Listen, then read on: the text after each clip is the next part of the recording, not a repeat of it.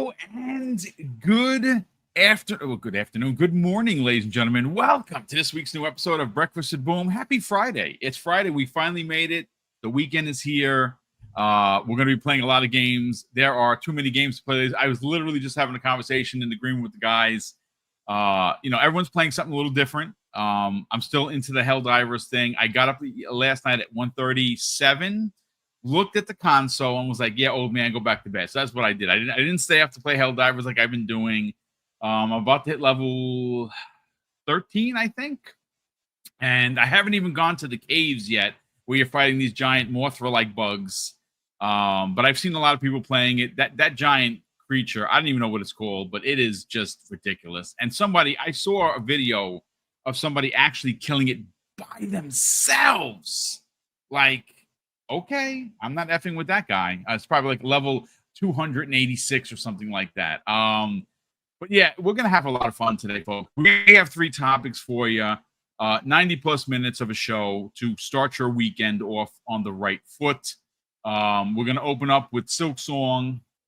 We're going to, put in the middle of it the conversation that I want to have with the community regarding the consistent downplaying of Xbox. Now, this is one of those conversations that you're not going to hear on many other podcasts because it's an originally written topic, and I think there is a lot to get into. And we'll break down exactly what I'm talking about in the back end of the show, folks. We're going to get into that trailer for 007 First Light. I mean, yes, please. It has everything I could possibly want for a 007 game.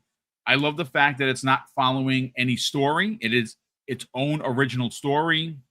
I am getting some massive Quantum Break vibes, and it looks good. And I have already pre-ordered it. And folks, FYI, this is my capping for the company for IO Interactive. If you pre-order the game at $69.99, you get the upgrade to the deluxe edition for free. So that is something you may want to consider about doing. If you haven't pre-ordered, you can go to Xbox or PlayStation or Steam and pre-order it, and you are eligible for the free upgrade to the deluxe edition, which has a bunch of goodies. So again, I'm not getting paid by IO to let you know, but I'm a friend of the community, so I want to let you know. But listen, before we get into the topics, let's welcome in Crispy Baum. Crispy, football season right around the corner. Your team is playing much sooner than mine. Aaron Rodgers will be leading the charge in what I believe to be a Super Bowl run. And I think Kansas City's coming to Pittsburgh. That's right. And I think we're going to beat you there. That's my thoughts, my theories. But how you feeling, brother? Welcome back. Man, you starting with the fighting words over here, huh? That's how you do it. All right. You know That's what brothers do. I'm very superstitious, so I'm just gonna shut my mouth. It's great to be back, and we're going to Brazil tonight, so it should be fun. I mean, the start of the season started with a little controversy right off rip, so we'll see what happens. But we got lots of stuff going on. I mean, us football fans, you'll be probably watching tonight and seeing a good rivalry game, and also we got a lot of games to play, way too many, honestly. I don't even know what to do anymore, and sometimes I just sit there and I stare at the TV and I'm like, do I even want to even try right now? Like, because it's just it's an onslaught, and we got a lot of stuff to talk about, so let's get into it. Yeah, absolutely. Corkenstein, good morning, kind sir. Welcome back. Speaking of games, I think that we are in a flux for gamers. And this is one of those conversations that, of course, I'm going to mention Xbox because it's my preferred platform. Of course, I'm going to talk about Xbox Game Pass because they continue to give and give and give. But honestly, wherever you are, whatever console you're playing on, whatever is your favorite platform of choice, you're winning. Now, you're winning more on Xbox, and I'm not being facetious because you do have a service that gives you an abundance of a plethora, if you will, of games.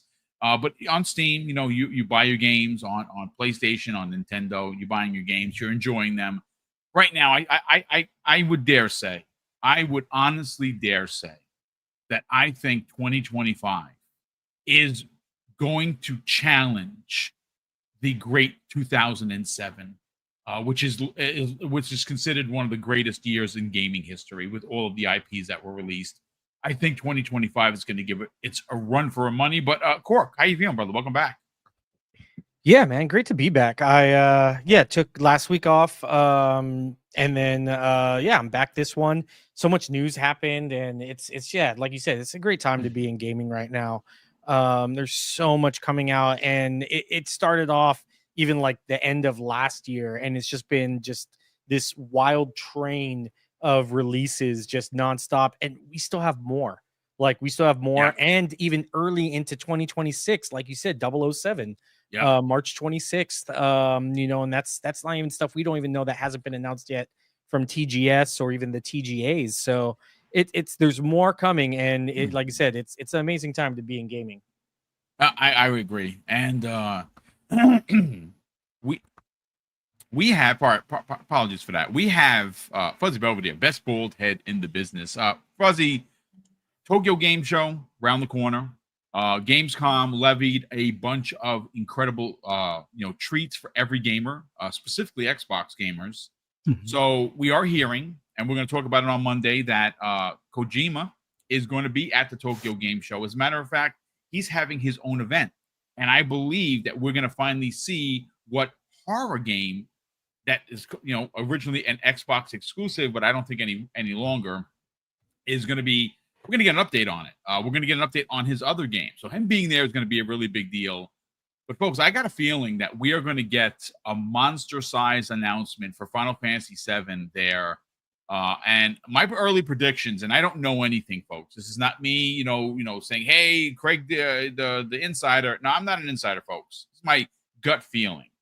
I have a strong suspicion that not only is Final Fantasy VII a remake going to be announced there to release. I think it's going to be a shadow drop, but I'm going to take it a step further, folks. I think it's not only going to be a shadow drop, I think it's going to be an Xbox Game Pass day and date.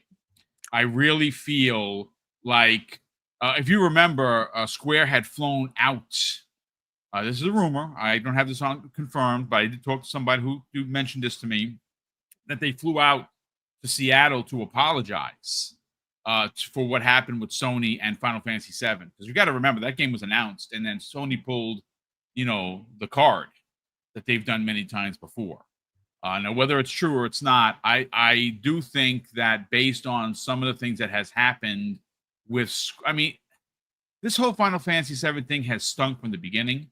It got announced for the Switch 2 before it was announced for Xbox. That happened, folks. So I don't want to say we're owed anything, and maybe somebody will try to equate what I'm saying as me actually, suggesting that. No, I'm not suggesting it, but it would be a great olive branch moment for Square to take a bag, because they're not getting it for free, not giving it for free. They're going to take a bag, probably a pretty big bag. But I think Final Fantasy VII is going to drop day and date of the Tokyo Game Show, get announced, and get dropped into Game Pass. My thoughts, but hey, Fuzzy, how you feeling, brother? Welcome back. Well, I'm feeling great. Glad to be here with you guys. Got to play a little bit of Silksong. Didn't bother downloading it yesterday because I know there was some things broken with some stores, but we'll get into that. But man, just a plethora of games. Not enough hours in a day, so I vote that we strike up a bill for 28 hours in the day, so that way we at least get a couple of hours of gaming in 4 there. extra Everybody hours of deserves gaming per day, and stamp it in as law. Boom, there you go. That's what I'm talking about. But we're going to have fun today. This is going to be a good one. Well, listen, Fuzzy, it's always great to work with you, and obviously we'll be back on Monday for the Xbox lunch break special, potentially with Crispy Bomb, who's become a regular panel member on Mondays. But ladies and gentlemen, I want to open up with Hollow Knight Silksong. I'm about 40 minutes in. I have beaten the first boss, which was called Mother. Look, Hollow Knight is an amazing game. Hollow Knight Silksong is expected to be even better. It was in development for 6 years. And folks, something happened yesterday that in my 45 years of gaming has never seen happen before. You've heard of storefronts going down for DOS attacks, right? Like in the holidays, that's what usually happens. Now whether it's a DOS attack or it's a lot of people turning on their PlayStation 5s and their Xbox and their Nintendo Switches all at the same time, it crashes the systems, no matter how many servers they have.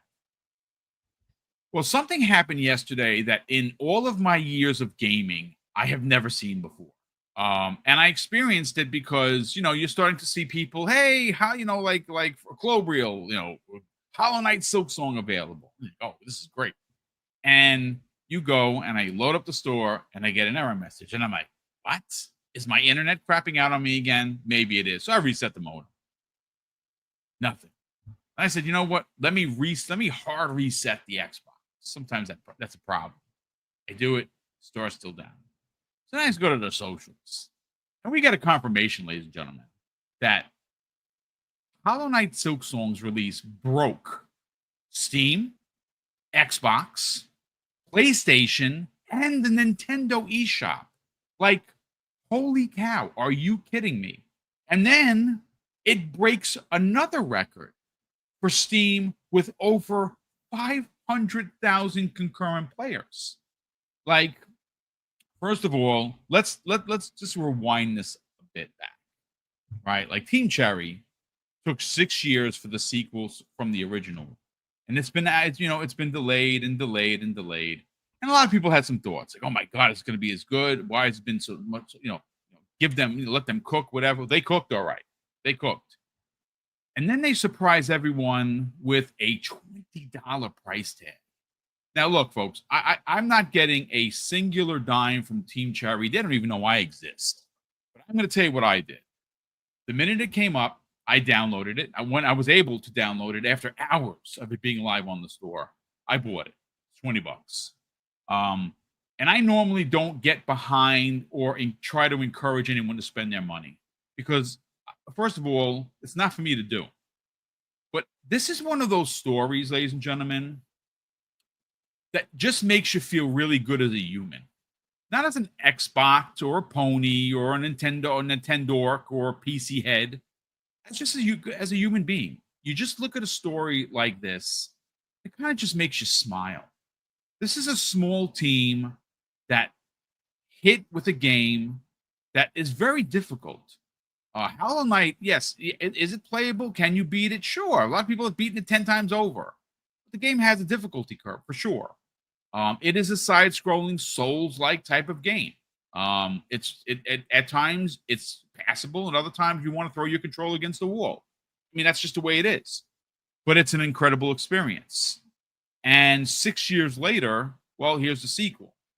Now they got a huge bag of money, I would imagine, to get Silksong into Game Pass, which that in itself just is gonna that point is gonna play a lot of credence to the second topic of the show of how the narrative for Xbox will not relent with games media and the games community, no matter what they do.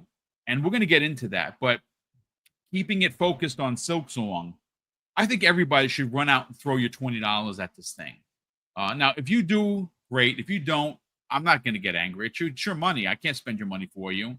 But again, this is one of those feel-good stories, Crispy Bomb, that you want to support the dev.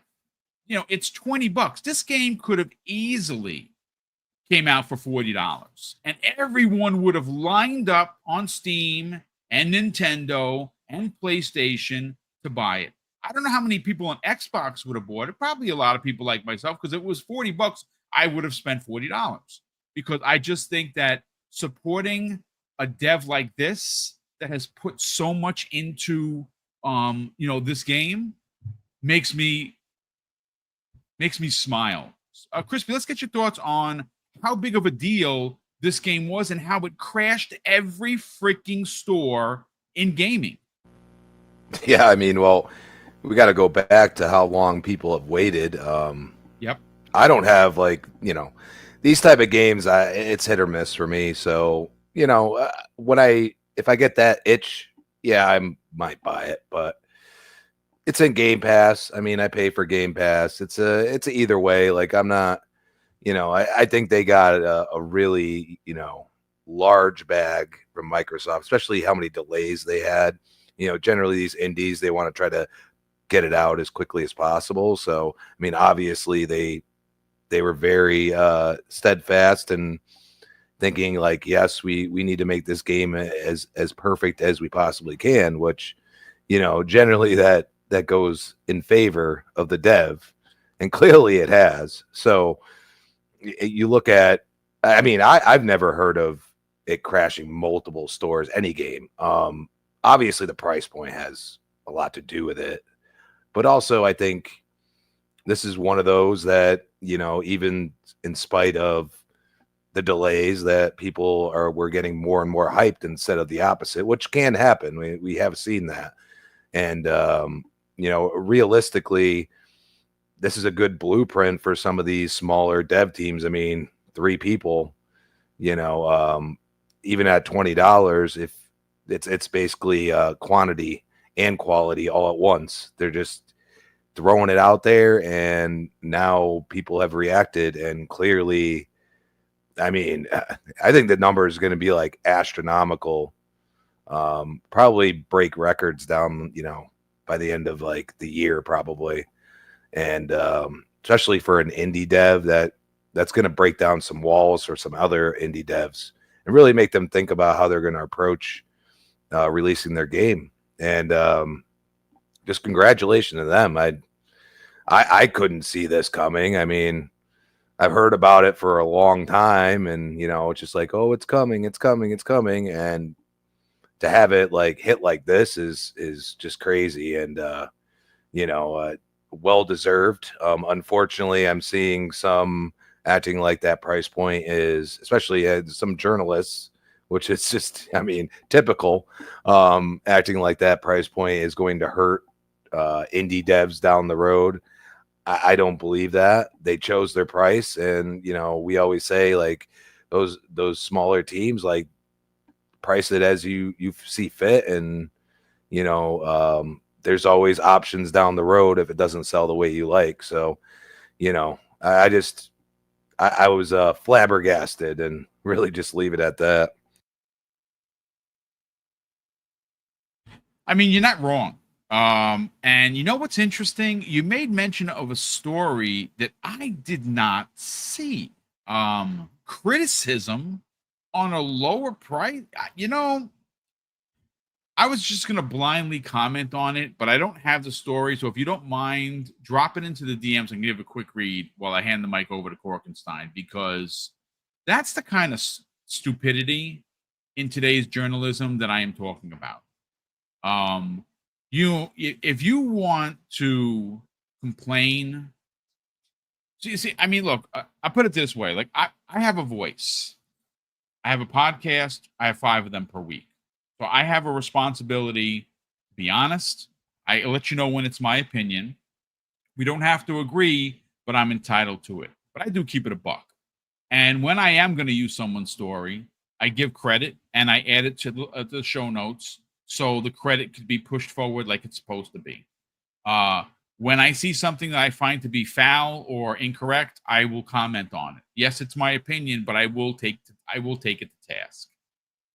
This, what you're talking about, Crispy, is the stupidity of journalism today.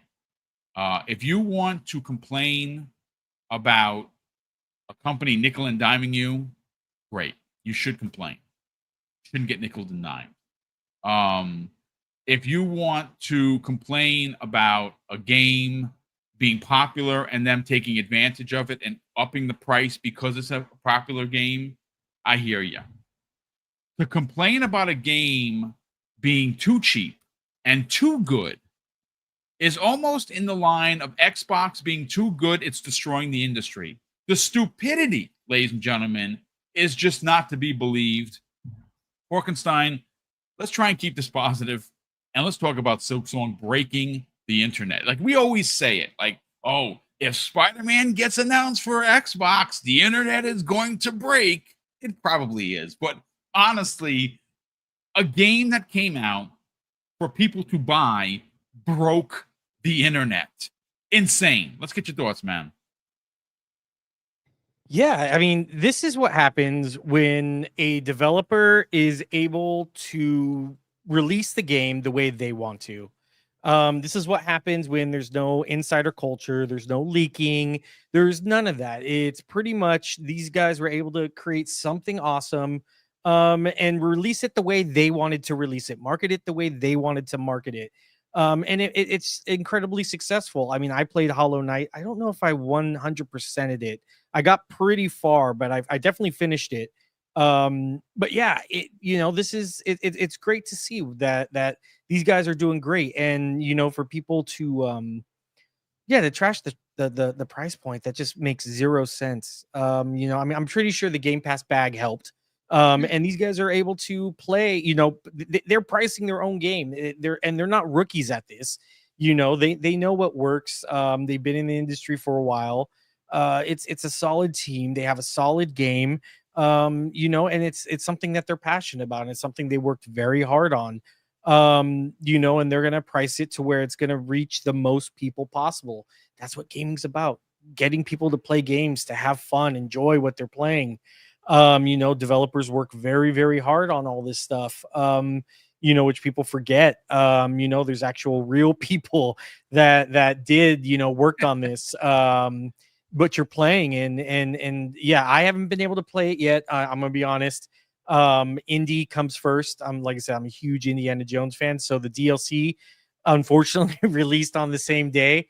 And so I'm just gonna knock out the DLC real quick, and then I'll jump into Silksong, because I already know this is gonna be one of those Metroidvania games that's gonna just grip me, and it's gonna be awesome. I'm just not gonna be able to put it down like I did with Hollow Knight.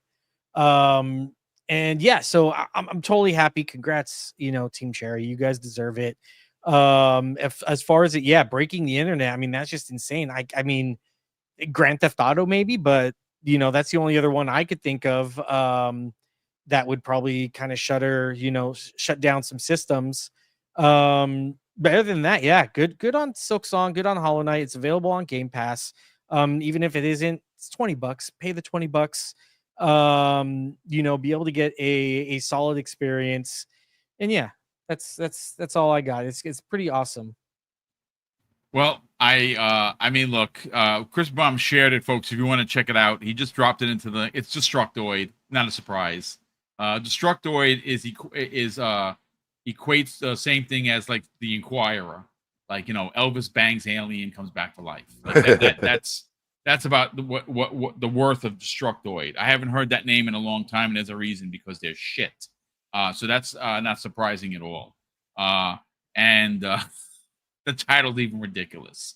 Indies are going to be hurt by this price. Listen, folks.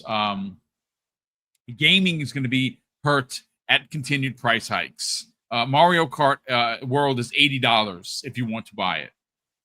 So there you go, ladies and gentlemen. And as much as I really enjoyed Mario Kart World, that Sonic team, the new Sonic Racer, dope. So I had some footage recorded, really good stuff. But look, Fuzzy Belvedere, let's get back to Silksong. This is a phenomenon. This is something that we will see with Grand Theft Auto 6 when that releases next year in May. If it keeps the date in May, we'll see. The world is going to break, right? It's just going to break. It just is what it is. It is and will be the biggest game of 2026. Nothing is, and I say that as someone who can't wait to see the new Gears, Halo, and Forza. And Grand Theft Auto is going to be the biggest. Everybody's going to buy. But let's get your thoughts on this, Fuzzy. It broke the internet. It literally broke all the stores, and it took a few hours after its launch to get all the stores back up and running. This is an indie title that's a sequel to a game that took 6 years to come out, priced at $20. And wow, it literally stopped gaming in its tracks. Yeah, the planets aligned and everything. No, the big thing is, and this is where I got some of that smoke or shade to throw at people. It's like, I guess Game Pass really doesn't hurt gaming after all. I mean, it was in Game Pass and it's still selling everywhere. So much for that narrative. But I think the big thing is the $20 price point, I don't think it's going to hurt other indies.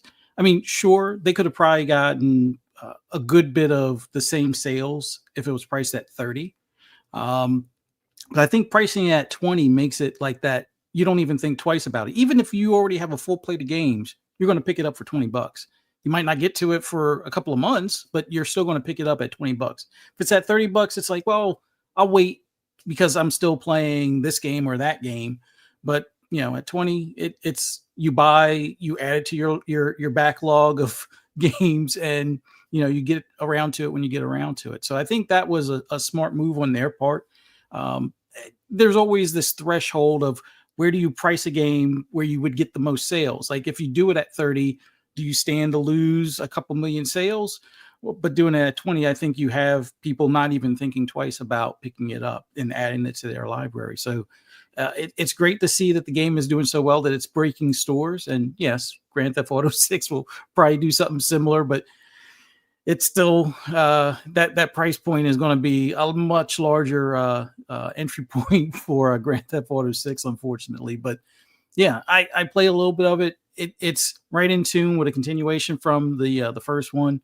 I've got one tool added to my overall kit, so yeah, I'm enjoying it. It's going to take a bit longer for me to really get into the groove of it. And this is one of those games where I know it may not be the type of game for a lot of people, but once I got my Steam Deck, and anybody that's, messed around with a PC handheld or any kind of handheld console, this is the type of game that flourishes on those devices. It almost feels like it's a perfect match. Sure, you can play it on your big screen, or you can play it on your 27-inch, computer monitor or widescreen or whatever, but having it in hand on like a smaller device, I think it's like more of a perfect fit. It just harkens back to, like somebody said in the chat, Cole, it's almost like back in the day when you had your NES or like not even that, like before those, like the little Nintendo, like handheld, like I forget what they call them now, but it was basically, you had like 2 buttons and a plus sign for your directional stuff. And it was no bigger than like a wallet size type of like little mini handheld type of thing. And that's why I like that type of game on a handheld. It just harkens back to that type of deal. But yeah, it broke the store. It's doing well on Game Pass. It's doing well even within the Xbox store. It's doing awesome on Steam. It's probably doing awesome on PlayStation and Nintendo. Once again, being the game that works well on handhelds, I imagine it's going to do extremely well on the Switch. But yeah, that 6 years of pent-up demand, it's well worth breaking some stores. And it goes to show when you make a good quality game, people are going to line up and patiently wait. Same thing can be said for Grand Theft Auto 6, but yeah, it's awesome to see a smaller developer, have this type of success within a short period of time, much faster than their first game. And that first game is like an indie darling now, and this will more than likely be a indie darling as well, with it being a sequel that improved on the first. So we'll see how things shape out once it gets to this weekend. I imagine all of those numbers are going to increase because of people having time off on the weekend and stuff like that. But yeah, it's awesome to see it. Again, it's one of those really feel good stories in gaming. I'm sorry, folks. Like I said, I love being positive. I love being playful and happy and go lucky. And again, this is one of those stories that, as a gamer, especially an old gamer like me that started with the Atari 2600, I love these kind of stories. The last time you've seen a game of quality like this, and Crispy is going to appreciate this, is you have to harken back, folks. Where are my OGs in the chat? You remember when NFL 2K5 with Randy Moss on the cover was $20 for the Dreamcast? That was, listen, I'm going to tell you this right now. That is arguably the greatest football game to this date ever released. And it was $20. They battled Madden. It was their last 2K before, and because they priced it at $20, Madden EA got spooked so badly that they locked up the franchise, the NFL license, and to this day. If 2K ever got it back, I wouldn't buy another Madden for the rest of my existence. And that's the only other time I can think of a game that came out that was as quality as Hollow Knight Silksong, dropped to a price that almost seemed unattainable, like $20. Like, you kidding me? Like, I'm probably going to buy it on the Switch too as well, just to throw them some extra money, because I like supporting. I like stories like this. I think we should all appreciate stories like that. But real quick, shout out to Tim the Sorcerer, folks. He has given away a code for PC for Gotham Knights, ladies and gentlemen. And I'm going to tell you this right now. Don't sleep.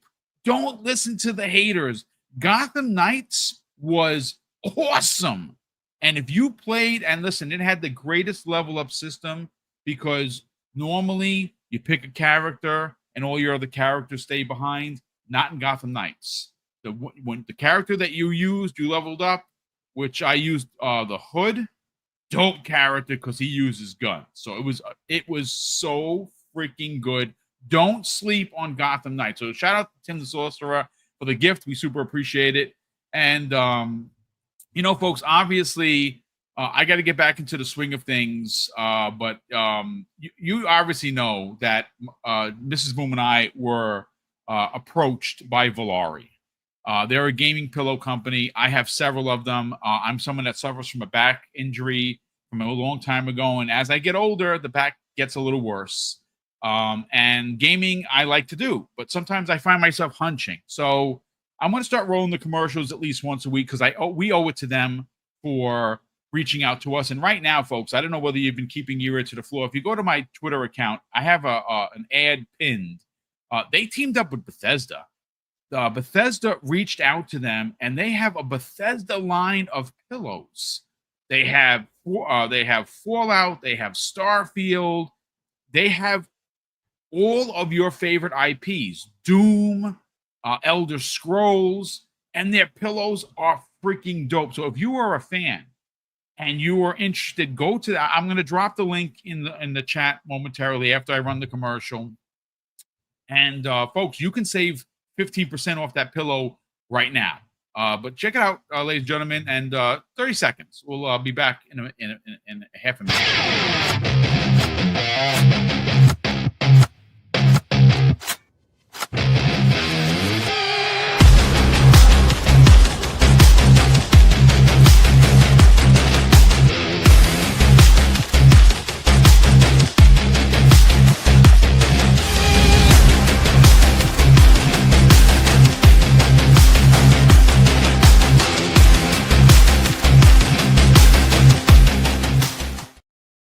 And there you go, ladies and gentlemen, a commercial crafted by the incredible, talented Sean Labrie, starring, well, me and, of course, my nephew. And it only cost me a double barrel gaming pillow, which he uses. He was like, Theo, I'll do the commercial, but I want that pillow. So, of course, he took it. So there you go. Again, you saw the code, folks, DBG 15 in that checkout. And listen, all you got to do is stop by, let them know that I sent you over, and you can save 15% off of your entire order. And like I said, folks, they are and have teamed up with Bethesda, and there are more Bethesda designs on the way. So go and check it out. I'll drop the link in here momentarily. But gentlemen, I want to get into the next topic, and this is what for me personally, one of the things I enjoyed the most about having the pressure of doing 5 shows a week is writing original material. It's easy to read someone's article, add it to the show notes, and talk about said subject. This is a topic that I think everyone on the panel, including the chat, is going to appreciate. Because look, you can say what you want about me. You can call me an Xbot. You can call me a corporate slave. Whatever you want to call me, I'll just block you. It's fine. But Xbox is my console of choice. Now, that doesn't mean I don't play on PlayStation or Nintendo Switch. I use my Switch every day. I use and will use my PS5 when Ghosts of Yotai comes out. And that's coming out soon. Paris Lily, shout out to him. He's reviewing it as we speak. I did not get a copy. I'm not surprised, but I also didn't request for one. So it's okay. I'm going to pay for it and enjoy that game as much as I did Ghost of Tsushima. But there has been a pushed narrative for anti-Xbox rhetoric in a way that I think 2025 has levied more than any year before it. Now, of course, there have been narratives before, and Xbox has stepped on a bunch of rakes, and they have caused a lot of their own problems. They're not immune to the rake stepping disease. They've done it more times than I can count on two hands, ladies and gentlemen. And they should get the smoke when that happens because they've been in the business long enough to know better. And sometimes the people making decisions are not making the right decisions. But if you just look at 2025 and you say to yourself, why do these narratives with games media? I mean, look, listen, the community is always going to be the community. The trolls, the faceless cowards with the anime pictures and the name with 17 numbers afterwards, they exist.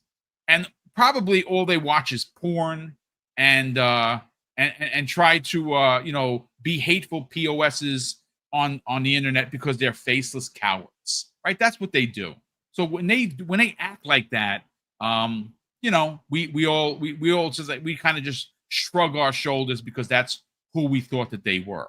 The old famous line from the Coach Green. Anyone knows what I'm talking about. But 2025 has been, I want to say, one of the best years in Xbox gaming for a multitude of reasons. The promise of one game per quarter that they made years ago has been given tenfold. By the end of this year, they will have put out 12 plus first-party games of every ilk, size, and scope. That's very difficult to do.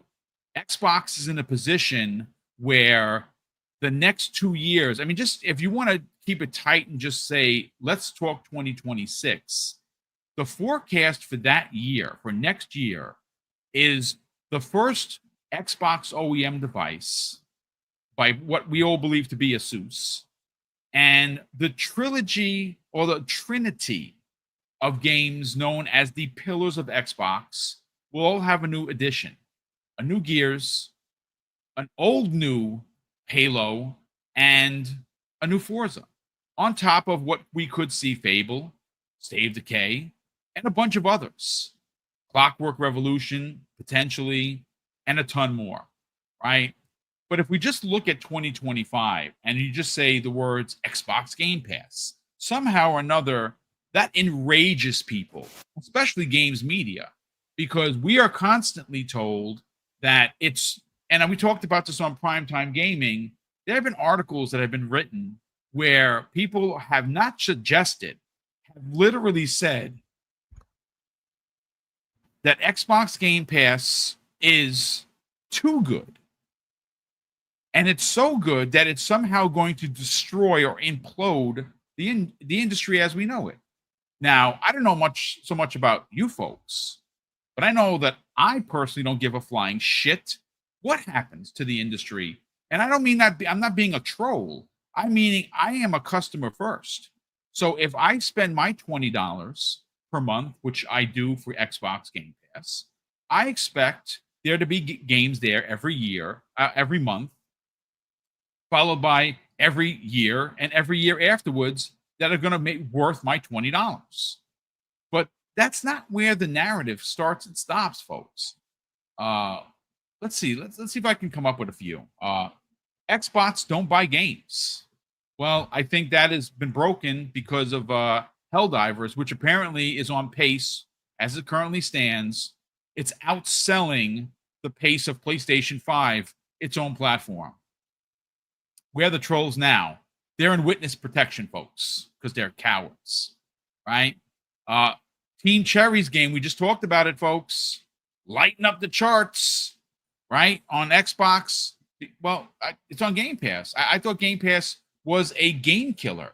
Nobody's going to buy Hollow Knight, right? I mean, it's on Game Pass. Why would you buy it? Narrative destroyed.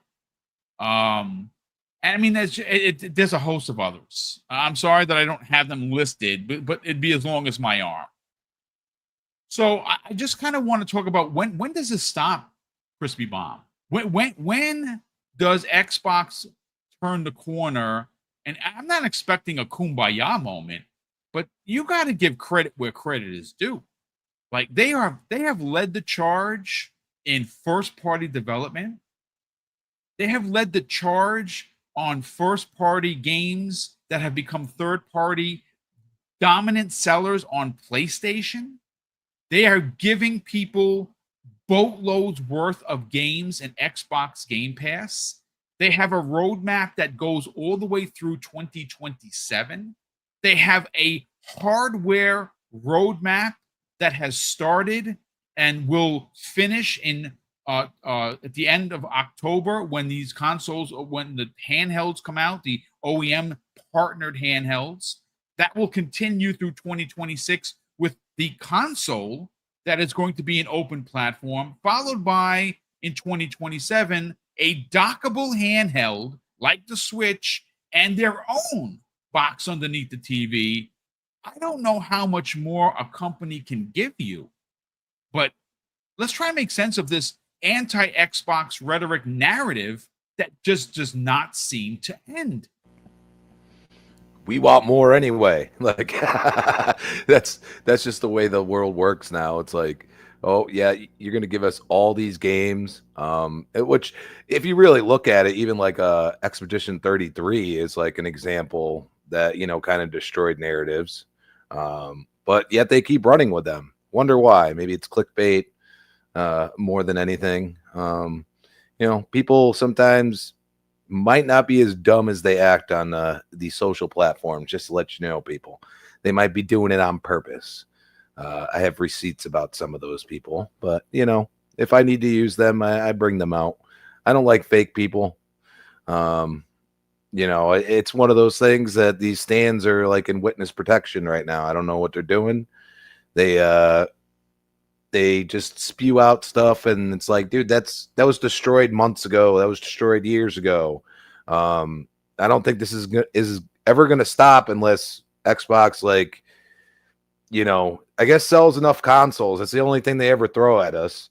Like, that's actually, legit. So, the problem is that Microsoft just wants to give you the games. They're not looking to, beat you over the head with saying, okay, you only get these games here. Like they're at that point, and it's taken time, but most people look forward to this future, and that they're bringing out things that are going to allow us to play other people's games without even having to release them on actual Xbox hardware. This agnostic thought process is going to continue, and it's not like they're holding back anything. Like, to have this amount of games this year is absurd. And it makes you think about what they're going to do next year.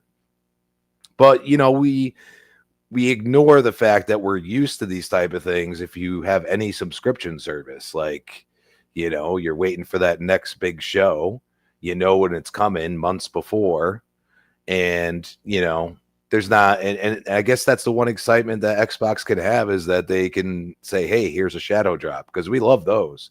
I mean, even if you look at Silksong, it's like, no reviews, nothing, like, just bam, here you go, and look at the success.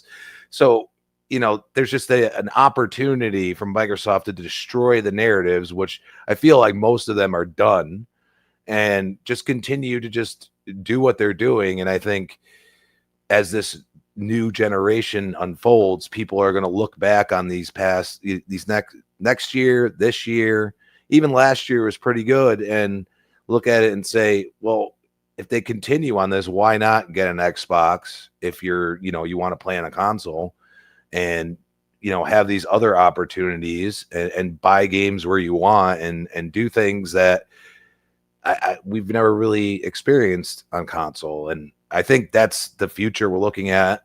I think down the road, some of these companies that are refused to change are going to at least have to consider it. We've already seen Sony leaning towards, releasing more games. Obviously, there's some wild rumors, but also you look at the success of Helldivers and you say, those money people aren't going to shut up. I'm going to be honest with you. And being publicly traded, you're going to have people that all I care about is money. We don't care about the past and how it went, and how the console wars were really prevalent and all these things. It's a new dawn, it's a new day type thing, and really, I don't think the hate for Xbox will stop until people stop clicking on it. That's the truth. And until then, we will gladly have these conversations, because it's always sweet to have somebody put an article out or say something stupid on Twitter, and then 2 weeks later or a day later, that narrative gets completely demolished, and then I have that receipt forever and I get to laugh at them. So it's always fun. Yep, you are the receipt keeper. That's why they tune in, and it should tune in for the crispy truth, folks, because you get it, and you get it raw. Pause. Corkinside, before I get to you, brother, I just want to catch up on a couple of super chats before they get out of control here. Mel Weezy in the chat drops a very generous $2 super chat. So thank you so much, Mel Weezy, and welcome. Good morning. Happy Friday, brother. He says, do we see next Spider-Man or the Lego Horizon game? Hashtag host late. Sony likes money, folks. They're a corporation. They're greedy. And they're really greedy because they nickel and dime the H out of everybody, including me, because I've, you buy the upgrade for $10, but they should just give it to you for free. And if you like a game, you spend the money. But yeah, I think Spider-Man is a no-brainer. Look, folks, I'm gonna put this out to the ether. Sometimes the universe answers back. Sometimes the universe kicks you in the balls when you're not looking. That's just the way the world is. But there is going to be a state of play, at least thanks to Tom Henderson and his website. They have an exclusive story, and I'll bring you in a second, Big Cloud. I'll bring you right in. They have a story that broke. We talked about on Primetime Gaming, where Wolverine is expected to be shown in its new trailer at the end of September. Now, this particular Sunday, interestingly enough, is Spider-Man's 7th anniversary, Spider-Man 2018. It released in 2018 on September 7th. If it would have been during the week, I thought I would, you could think of a shadow drop. But when I heard Tom's story, or read Tom's story, it kind of makes sense that if they're going to show off Wolverine and get everyone excited, I mean, everybody's going to tune in for it. I don't care whether you're a bot, you're a pony, or you're a Nintendo, you're going to probably tune in because it's freaking Wolverine. Why wouldn't you want to tune in to see what Insomniac is cooking? I think that is an opportunity for Insomniac, which, by the way, has been dropping hint after hint after hint about Spider-Man and being great. Folks, that would be a really good spot to say, hey, P.S., by the way, we got one more thing. Spider-Man 2018 Miles Morales 2-pack coming to Xbox. Shadow drop. They'd sell millions of it. Do I think that's what's going to happen? My heart of hearts says yes. The reality check is probably not, but you know what? I threw it out to the internet. But we also have J Mac, generous friend of the program, folks. He's been a channel member for 46 months. He goes on to say, Xbox players buy games. Game Pass does not cannibalize sales. Xbox continues to destroy narratives. Hashtag Graybeards in the building. Salute. Salute to you, brother, and thank you so much for the continued generosity. Another longtime channel member, great friend of the program, Smitty Smith in the chat. Smith, it's great to see you here as always. Mrs. Boom says hello. He's always been a gentleman to Mrs. Boom, so shout out to you, Smitty. He says this after being a channel member for 64 months. Holy matrimony. He says, morning panel and chat. Just remember, kids, do not eat your vegetables because it's too good for you. Hashtag the Book of X. Indeed, brother. Game Shark in the chat drops a very generous $5 super chat. He says, Sony is a bar with a lot of customers that only buy draft beers. Xbox is a bar with less people, but buy cocktails and mixed drinks. Indeed, and those are very expensive, especially if you go to Manhattan. You're paying $20 and $30 a drink. I wouldn't know because I don't drink. I drink ginger ale. I'm boring. I can spice it up by throwing a piece of lime in there. That's about as crazy as I'm gonna get. But Korkenstein, let's bring you in. Let's talk about Xbox. Let's talk about the narratives that have been torn down all year. 2025 has been the year for Xbox. Now, have they stepped on brakes? They have. Have they done some silly things? You're like, man, that was really dumb. You were just riding high and now you tripped. But all of the narratives of Xbox players not buying games, Xbox Game Pass cannibalizing sales, Xbox Game Pass destroying the industry, the Xbox, the ROG Ally Xbox Asus is not a handheld, or it's not an Xbox handheld, it's a PC handheld. All of these narratives have been destroyed, and they continue to get destroyed. But when will this end? When will the good that Xbox does for consumers be enough? That's just the way kind of SEO is now, sadly. It's something that Google's kind of created a problem, that Google's created, that, they need people to create shock and awe, and they need to push narratives that are going to get a lot of engagement, and negativity sells, sadly. That's sadly what it is. And nothing sells more. And the thing is Xbox doesn't really do much about it. The same people that are complaining and trashing Xbox, they get codes. They still get codes for reviews. And what do they do with those codes? They trash Xbox and they trash the games. And guess what they do? They reply for more codes, and they keep getting codes. And it's just over and over in this cycle. Now, I'm not saying blacklist them. That just doesn't work. But there should be a little bit more of a selection process involved with some of this. And yeah, I mean, even look at Starfield right now. Starfield was an amazing success. I don't care what anybody says. It was a great success for Xbox. And guess what? People are still SEO farming it today, trying to create crazy Ridiculous negatives, narratives and things like that. And it also doesn't help when you have someone, like you said earlier, the games media doing this. I have like 5 or 6 that I could just spit off the top of my head, but I know we don't name on this program, that end up creating these narratives. Some even use Alina, which we've all, or Linea or whatever it is, to create these clickbait narratives. And it's just sad. Xbox is we've said it before, and this is one of the first things I ever said coming onto the program. Xbox, has died so many times, yet they're still here. I don't think that narrative is ever going to change until the SEO factor kind of goes away from it. Once they stop getting those clicks, once they stop getting a lot of that engagement farming that they do. Because even Crispy said there's a lot of guys there that they're smarter than you think they are. They know what they're doing. They know how to play the game. They know what to post to engagement farm. And there's certain guys that do it and have admitted to doing it in back in the kind of like backroom chats and stuff like that, to where they're grifting, and they know they are. There are things to talk about in the industry, and there are things to criticize when it's needed. But overall, we're gamers, we're consumers. Like, we should be playing games to have fun.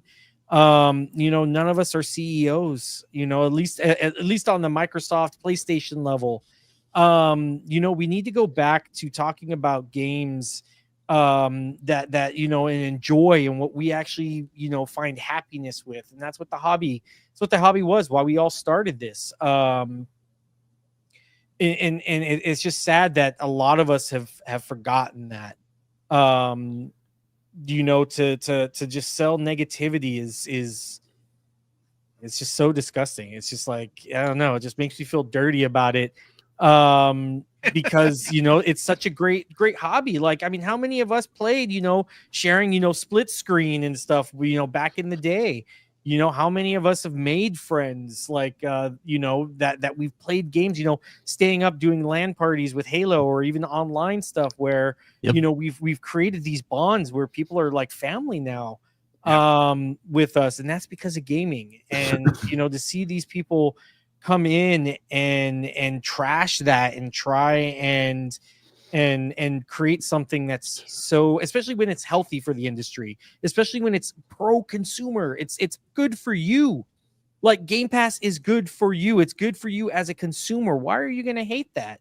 Like, you get a great subscription service that allows you to play day one triple A's, even double A's, that it's why would you take that? Even the games media, I know you guys aren't consumers, but you speak for the consumers in a sense. You are the target audience for the consumers. Why are you going to trash something that is supposed to benefit the people you're creating content for? It just doesn't make any sense. We have to start doing better on talking about the positivity that gaming can bring. And yeah, Xbox isn't perfect. No company is. But what they are doing is so consumer friendly right now, and even industry friendly. To not highlight that and to keep trying to push these negative narratives, it's just absolutely silly. And like, we really need to get back to just doing what we love, and that's playing games with each other. I mean, you're not wrong, and that's it's unfortunate that you're right. I failed to mention the industry that Xbox goes out of the way to help, especially the indies, and some of the things that have come out because of the help from Xbox does get left behind for sure. Fuzzy Bovadier, before I bring you in, brother, I do want to just read a super chat that just popped up, and it was from Do You K Now, the Broke Boy Insider. He said, show the pic, Boom, of my dog stealing the pillow. And I do have that queued. So let me just bring up that picture real quick, do a quick screen share so I can show you Will's dog stealing. Let me just add that to the, hold on just a second, folks. Let me get my bearings here. Let me hide us. Bless you, brother. Let me get to the media assets. Get that. Bring that on stage. There it is. His dog has stolen the double barrel gaming pillow. How dare that dog? But he looks very comfortable. So there you go. So thanks, Will. I feel bad for Will because even his dog steals stuff from him. Oh yeah, you're right. We steal his opinions. This is why he's traumatized. Yes, this is why he's traumatized, ladies and gentlemen. Will is going to need to sit down and talk to somebody, because if it's not him getting his legs chopped off from my my laser, which he calls the bulldog rather than the guard dog, he's getting his points stolen, and now his dog has stolen his pillow. So, yep, Will, I feel for you, brother. You seem to be behind the 8 ball. How dare life put you down like that? Fuzzy Belvedere, I want to bring you in because this is a topic that you and I have covered before, but not to this extent. I think, when you consider, again, folks, I like to look at this from a consumer's point of view. I know we're all fanboys and fangirls of one thing or another, and my preferred platform is one that runs a green banner. I mean, that's fine. If you like PlayStation more, that's okay. You can hang out here. If you like Nintendo more, that's fine. If you are a PC head and you get the best of all worlds on your PC and your 5090, good on you. But we do have to admit there is a consensus, I would say consensus, if you will, if you just take a step back and see that there is a negative narrative that consistently gets pushed onto Xbox. The big question is why? Because they are doing a lot for the industry. They have changed the industry in ways that a lot of people are still feeling salty. Certain, people at IGN, for instance, which, we don't do the names thing here, that are in charge of the reviews, went out of their way to review Starfield, like Korkenstein was saying, not once but twice, to give 2 sevens to, because he just wanted to let people know that he does not like consolidation, and he was in his feelings about the Activision deal. Somehow that was going to ruin the industry. Somehow Call of Duty is going to be put behind this paywall. It's just one narrative after another. It's one publication after another. And like I said, I'm not even going to get into the giant POSs of the community. And don't do the names thing here, but folks, you know who I'm talking about. They're the worst of the worst. and Xbox can do no good. But let's get your thoughts on some of the conversation we're having regarding this forced narrative against Xbox. Well, there always has to be a bad guy in every storyline, and unfortunately, Xbox, because of their parent Microsoft, they're labeled the bad guy because of how Microsoft is this huge company, and huge companies are always bad except for when they're Apple, or at least in some people's eyes. I see it differently, but I think that's part of it. The other part being that PlayStation arrived to the gaming space first, or not first, but before Xbox. So Nintendo was already there. Sega was on its way out. Sony is partly responsible for that, and Sega's the other part responsible for it. But here comes Xbox, and it just automatically had a negative cloud over it because of Microsoft and its power and money and everything. And the 360 was probably Xbox's best go around. I mean, they didn't do bad with the original Xbox, but the 360 was where they really went toe to toe. They ended the generation a little bit earlier than PlayStation, with the PS3 continuing to sell a little bit later. But they kind of dropped the ball at the wrong time when it came to the Xbox One versus PS4. And they're always going to be climbing out of that hole that they kind of made for themselves. And since then, they've done everything under the sun to, appeal to the customer base. Now, some of the stuff is truly game changing in the sense of it makes it more affordable, although nobody really wants to talk about affordability when it comes to hobbies in general. But how dare you save? You must no. How dare you save? You must pay everything at $100+. Are you out of your mind? Yeah, you're the problem.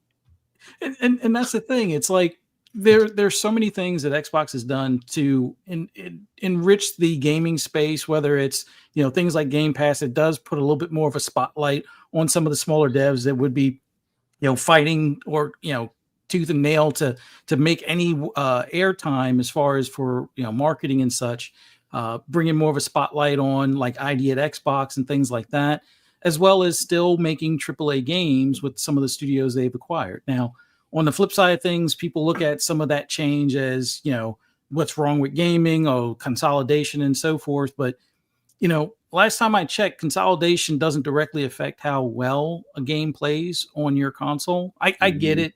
Everybody has an opinion on the industry as a whole.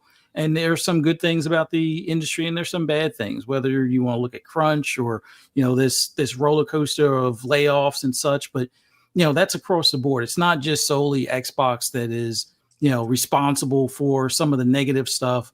There are other players in that space, but they're also not the only ones doing good stuff in the space. But it very rarely gets recognized, just for the fact that they've always been like that redhead stepchild. Nothing against redheads or anything along those lines, but the saying, in sense that they always, no matter how good they do, they're always going to be crapped on as far as what they achieve or what they're able to bring to the market. But I think things will change over time. Like the newer players or the newer gamers that are coming up that don't care about a console, would rather play on PC or their cell phone, those are going to be the ones that are going to start ignoring this noise from the gaming media, the existing gaming media. Like we've seen how printed media has kind of fallen off to, it being pretty much invisible. Sure, you have online web pages and news articles and such, but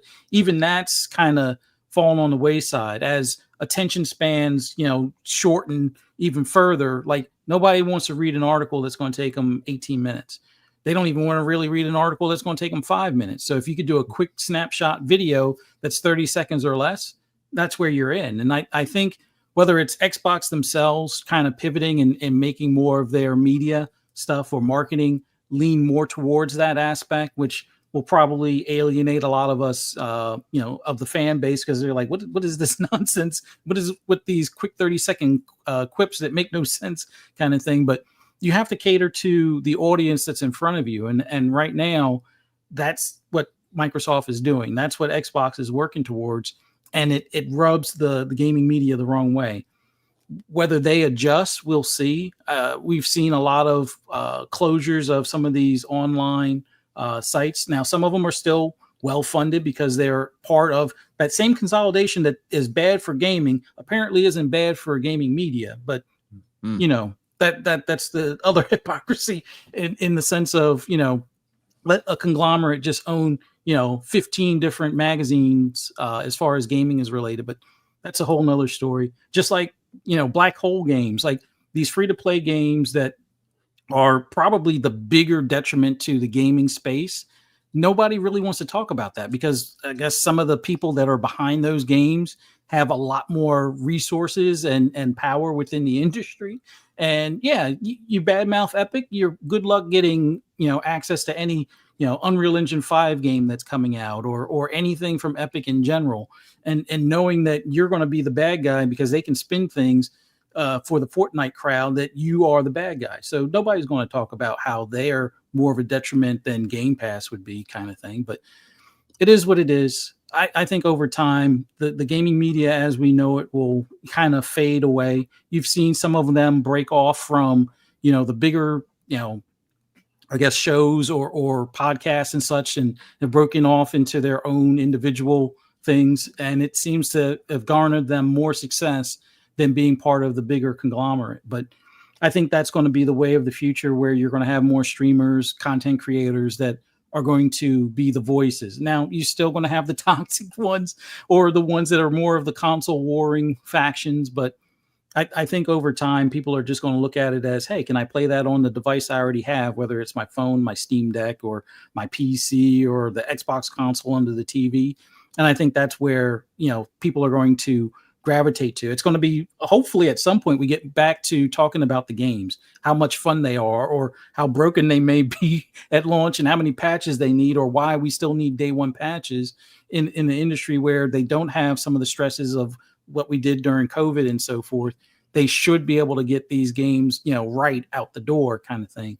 But I don't think the gaming media really wants to have those conversations because they're in their own fear world of not getting free codes and such. If you bring up the negative stuff on Bungie or Sony's mismanagement of some of their studios, but it's always a great narrative to talk about mismanagement over at Xbox, considering that they'll still send you game codes, even if you say, Phil Spencer eats poop, kind of thing. And maybe that's something that Xbox needs to change.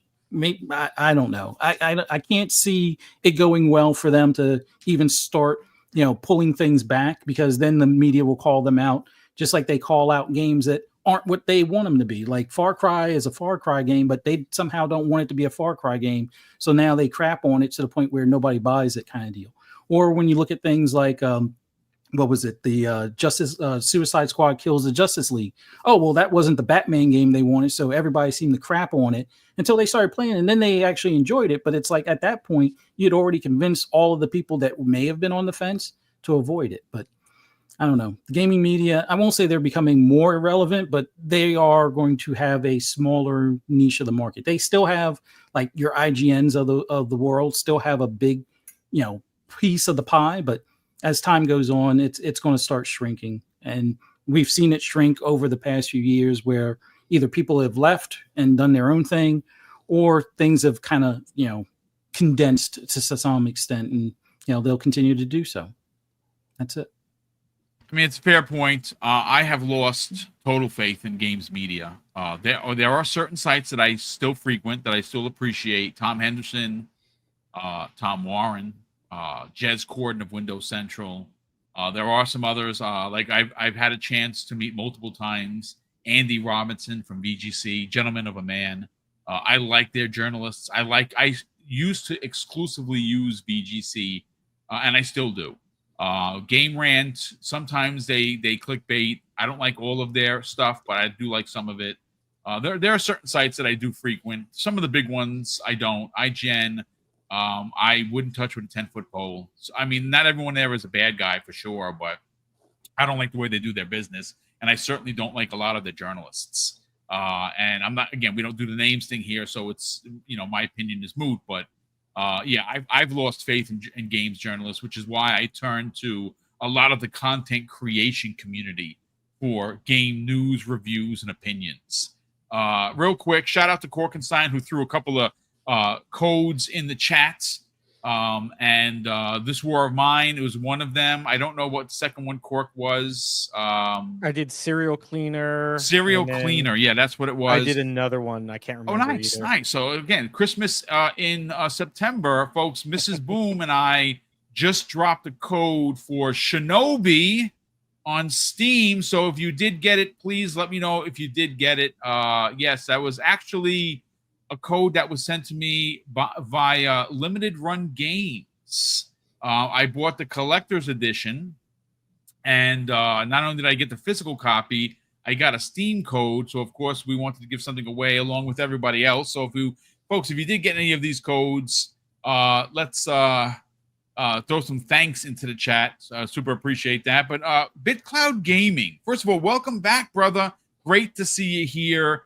We have Paris Lily in the background. I'm going to bring him in a second, but I want to get your thoughts on some of the conversation regarding these anti-Xbox narratives, because obviously you're a PlayStation content creator. You are the king of trophies, platinum trophies, I might add, and seeing the success of Helldivers 2 actually currently outpacing the sales on its own platform on the PlayStation 5 by over 300,000 copies, according to data that was provided by many of the reporters of gaming news. It's a narrative destroyer. Let's get your thoughts on this. Why bring Paris in? So, first of all, good to see everybody. It's been a while. Shout out to you, obviously. Boom, thanks for having me. Crispy, everybody. Good to see everybody. So, there's so many ways I can go about this, man. There's so much I can really say. Somebody's typing away. Who's that? Paris? What up, Paris? I don't know if you guys can hear that. Yeah, we keep going. So, you do have me up. Yeah. Can I just say something and drop down before you go, Big Cloud? Yeah, please. I apologize. I was just listening. I was listening. I like to troll in the chat. I like to have fun. But I try to call it like I see it, both ways. And I'm sorry, Fuzzy, I have to pick on something that you just said because it's not correct. You said that the games media is afraid to say certain things to get free codes. I cannot stand when I hear that because it's not true. And you may not like an individual person in the media on their opinions, article they write, whatever the case, but it is not fair to lump everybody into one bucket when it comes to stuff like that. Because again, my own personal experience, I ain't afraid of shit. I'm going to give my opinion on something. If a company decides they no longer want to work with me because I gave a quote unquote negative opinion, then that was a company I should have never worked with in the first place. And I know a lot of other people in media that feel the same way. Yes, you are seeing people leave the big corporations and go more independent. Follow those people, support those people 100%. But what I find, and again, I'm not trying to pick on you, Fuzzy. It's just, this is a common thing that I hear a lot. It's thrown at me a lot and other people. Oh, you just get stuff for free. You're just going to say whatever you can to get something for free. That's bullshit. It's not true. You give your opinion. Like, obviously, you said it earlier. I'm reviewing Ghost of Yotai right now. Whatever my opinion will be on September 25th will be my opinion. It's not like, oh my God, I hope PlayStation likes it so they can send me a code again. So you don't have to like individuals. You don't have to like certain opinions on things, right? But when I hear people just lumped into one bucket, it creates distrust with everyone and everyone's opinion. You know what I'm saying? So how do I piggyback what you're saying there? The same thing can be directed towards IGN. I know Boom doesn't really like a lot of IGN, but it's like that with IGN. Like, y'all might see a review from IGN that doesn't reflect everybody. Everyone. No, and that's why I think we're all pretty clear that it's not an umbrella situation where you're throwing the entire games media under the bus. But I constantly hear games media is bad. And I've been doing this a long time. I know a lot of people, like you just mentioned IGN. Obviously, I have personal friends that are at IGN, both current and former. And all I'm saying is everyone is just trying to do the best job that they can. They're giving their individual opinion. We're allowed to have differing opinions. I thought That's Indiana true. Jones was 7 out of 10. I was not afraid to say that. But Despite whatever, that's your opinion. that's my opinion, right? That's not the quote unquote, popular thing to say, but that's what I thought of the game. I love Starfield. I know a lot of people that don't. I'm not afraid to say that, yes, I like Starfield and I continue to like Starfield as an example, right? So it's like, just because someone is saying something that you don't like, that doesn't all automatically mean, well, they're just afraid to say this because they don't get a code or whatever. I just think that type of language is, for lack of a better term, I think is irresponsible. I do, because you can't judge everyone on just one blank slate like One that. bad apple. But Yeah. I gotta Understood. push back on you on that, Paris, brother. I respect a lot that you do, and we don't agree on a lot of things. But I'm gonna have to push back a little bit, because I know that you're defending the industry, and the industry should not be thrown under one umbrella. I'm the first one to say that you cannot do that with anything in life. But there are many journalists, currently and former, that whether they did it for a code or it didn't, now forget the whole code thing. They have done it to use the hate narrative or hate narratives to generate clicks. Clickbait, that terminology exists for a reason. And there have been many journalists, and again, we don't do the names thing here because I'm not trying to throw anybody under the bus. And like you said, they're entitled to their opinion, but we have seen the articles. We have seen and read the I don't agree with that either. I don't agree with that. The whole Xbox tax thing, all that stuff. I don't agree with the blanket thing that, they're just against Xbox. I don't agree with that. And I never have. And that I don't. I know agree you don't. with that. Again, I'm never going to turn turn you from that. You're never going to turn me from that. I believe. I guess my point is, my point on it is, Boom, I come at this from a place of, I know people on an individual basis, a lot of these people, right? So when I'm hearing their integrity or my integrity being called into question, I'm going to push back on that because I know it's not true.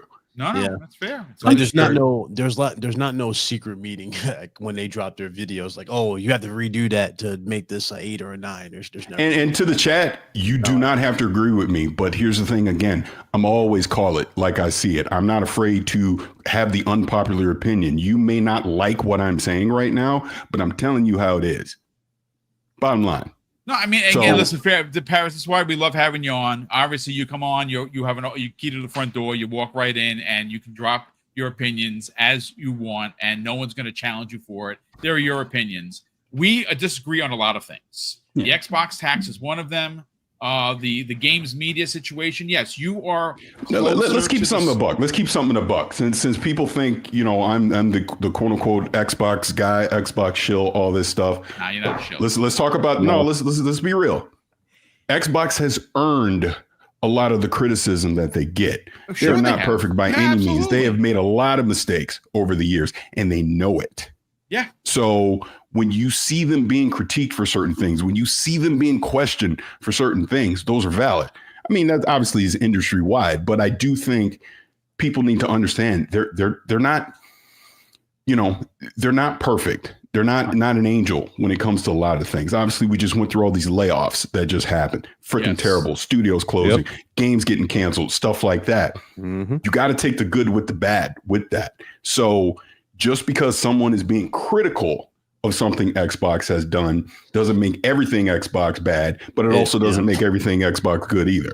And that applies to PlayStation, that applies to Nintendo, Ubisoft, EA, on down the line. There's always going to be something to criticize. Paris, thank you. That's why I say thank you. Yeah, my pushback has always been when you look at that, if you're going to criticize Xbox and PlayStation's doing the same thing, why is there no articles? Now, I'm not saying for you directly, and this is where I say, and I try not to lump everybody into the same, space as far as the way they handle their reporting and stuff. But there have been times where we saw story after story about the, batteries being, a bad thing in 2022 or 23 or whatever. And it's like, does anybody play as many games as me and not have an issue with the internal battery in any of the DualSense controllers or anything where like getting 2 hours after about 4 years of use is ridiculous? And it's like, I get it.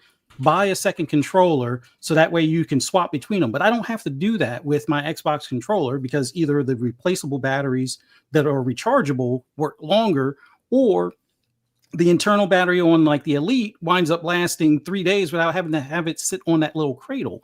Like there are like really targeted things that I get. They earn that criticism, like you said, but there are also things on other platforms that earn that same criticism, but everybody glosses over it. And it's not saying that you gloss over it or that, XYZ, main reporting place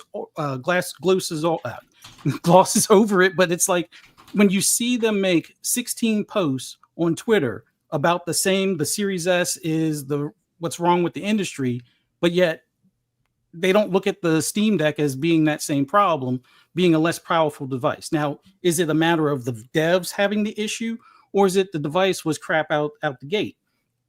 I tend to consider that maybe it's a bit of both, but it never gets skewed that way. It never gets reported that way. Game Pass is this evil thing in gaming, but nobody's talking about the free-to-play games and how much they are I guess revenue suck for every other game that's out there that has to fight to actually even get any time of shine in regards to the industry. And it's like, I get it. While you're in the industry, you're going to push back on things that in your immediate, space may not be the truth, but there's enough of it out there that it is annoying to see the same, story rehashed over and over again, and nothing on like the closures or the cancellations of games from PlayStation on their games as a service. Is like, oh, they canceled 8 games. They move on. But it's like, well, Scalebound was canceled. It's like, really? Are we going back to like 2014 for Scalebound? Like, I get it. But that's where I have the problem. It's like, it seems like Xbox, while they've earned their criticism, it never goes away. But the criticisms on whether it's the hack for PlayStation kind of get glossed over. It should be a thing. Like for every time somebody brings up the Red Ring of Death, somebody should bring up the PSN hack. Like for every time somebody brings up, the failure of the Xbox One, maybe they should look at the PS TV or any other failed PlayStation product, or even the stumbles of the PS3 in the beginning. Like it doesn't seem to be that balance in either reporting or memory or just knowing, oh, well, what games does Xbox have coming?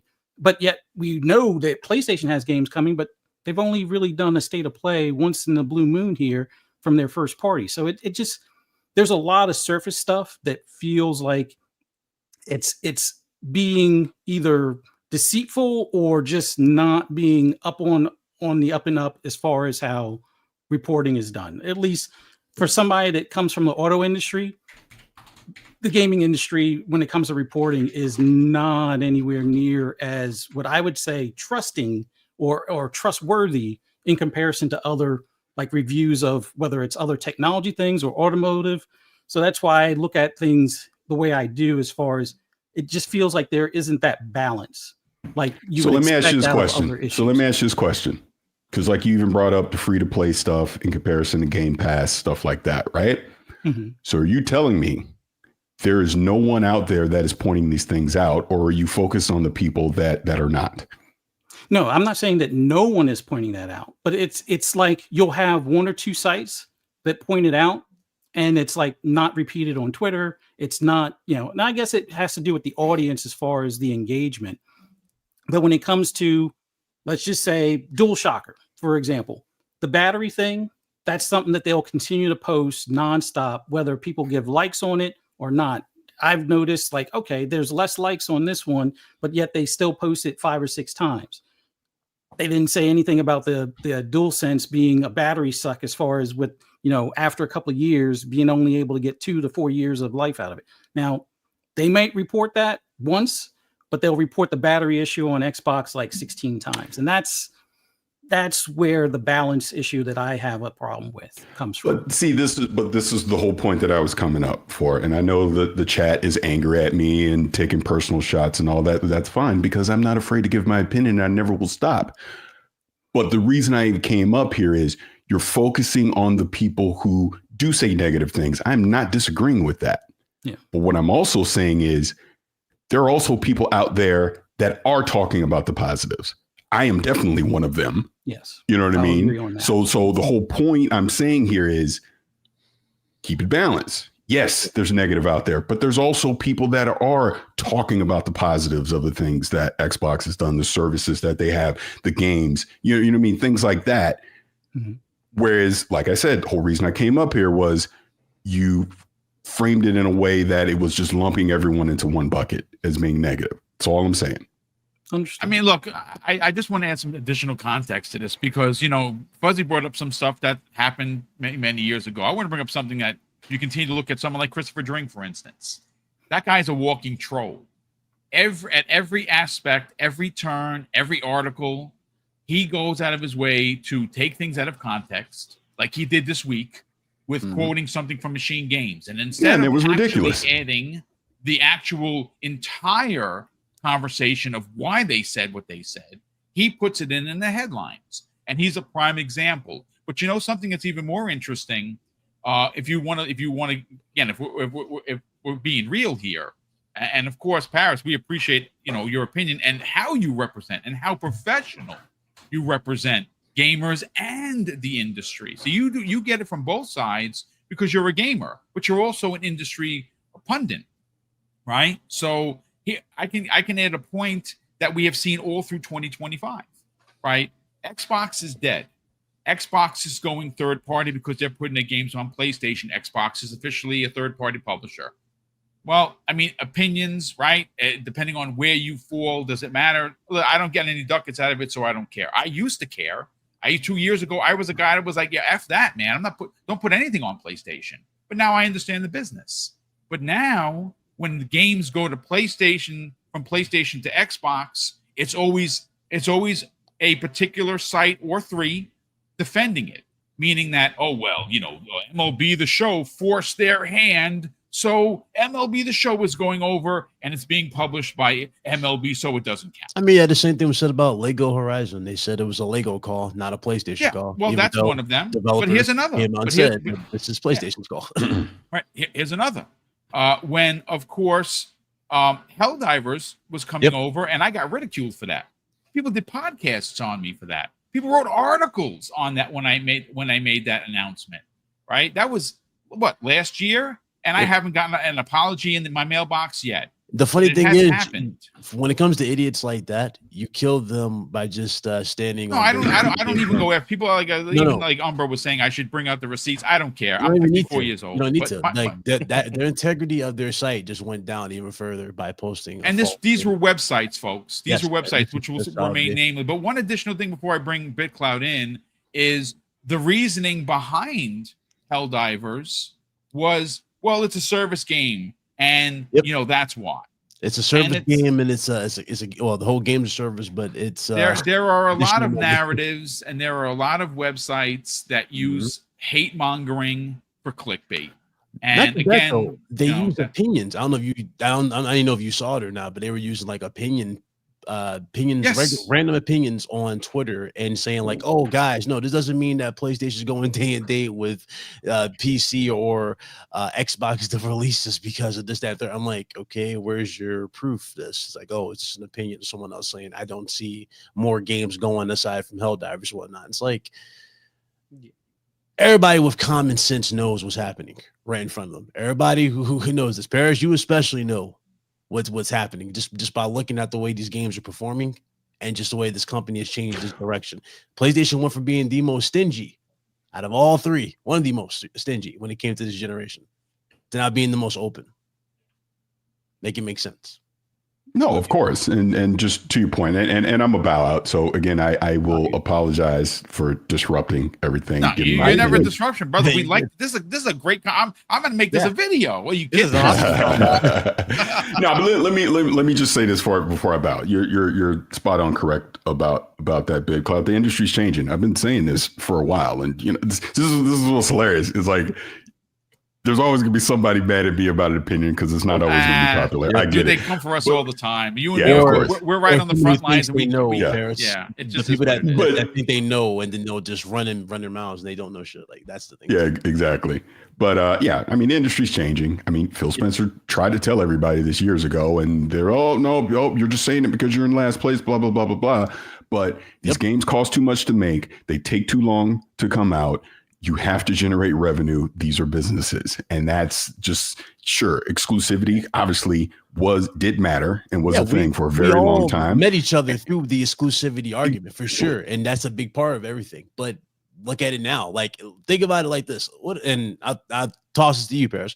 If Sean Layden was in charge of PlayStation, do you think games would have been $70 at the launch of PS5?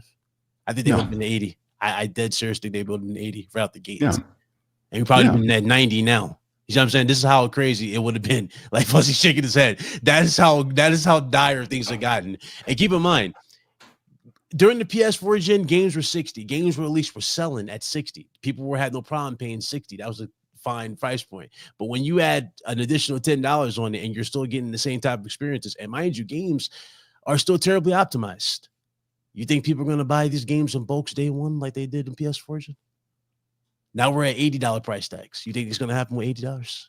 Well, you've already seen the backlash on that, which forced a course correction. Like nobody, my whole thing with the and I know we're getting way off track. I'm gonna get out of here in a second. But my whole thing with the $80 thing was I was so happy when we found out that Outer Worlds 2 was going back to 70, because I'm like, this is going to be a good game. This is something people should experience. But when they see it costs $80 and they have no attachment or loyalty to that IP, they're going to look at it and go, I don't know about that. I'm going to wait. They're not going to go buy it.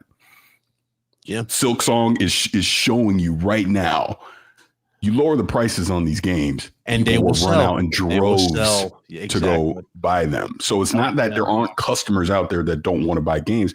People don't want to spend $80. I say it again, Mario Kart World. If I had to spend $80 for Mario Kart World because I got it with the bundle, so it was really $50, I wouldn't have bought it for $80. I would not have bought it for $80. Yeah, you know, and that's this course correction that we're seeing in the industry right now. That is still going to be painful for the next few years. I do believe, unfortunately. Yeah, but I'm telling you, they cannot keep raising these prices on these games. It's just it's making it more and more. What's the word I'm looking for? It's making it more and more a luxury item versus something that is inclusive for everyone to want to go play. The hardware. Think about it. This is the first time in the history of video games that the hardware is more expensive 5 years later. You would have been smarter to buy a PlayStation 5 or an Xbox in 2020 than you would in 2025. That's crazy. And you couldn't even do that in 2020 because the scout had to start. Remember that that situation. So it's exactly chips and everything. Yeah. But I'll say this, and I'm gonna bow out. So again, I apologize. I know I made the chat grumpy. Nah, you good, dog. But you good. I think my whole thing on it is, y'all that know me know I definitely stick my neck out of there talking about the things that I think Xbox does right all the time. What do I say? I damn near invented the phrase Xbox Game Pass is the best value in gaming, and I stick to that, right? Yeah, people come at you over that. I remember. Trust me. I get it.